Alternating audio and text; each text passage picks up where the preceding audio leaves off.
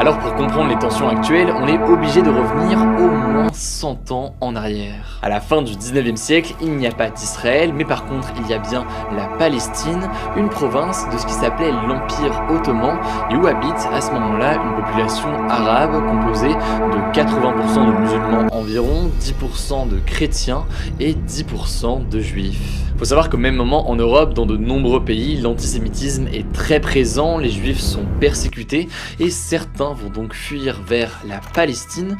Pourquoi en Palestine et pourquoi pas autre part? Eh bien c'est un territoire qui est très symbolique pour les juifs car il correspond, selon la tradition juive, à la terre promise par Dieu à Abraham, le père du judaïsme, et à ses descendants. C'est donc à cette période que va commencer à naître un mouvement. Ce mouvement, c'est ce que l'on appelle le sionisme. Concrètement, le sionisme, c'est quoi? C'est un mouvement politique qui a pour objectif de donner aux juifs un territoire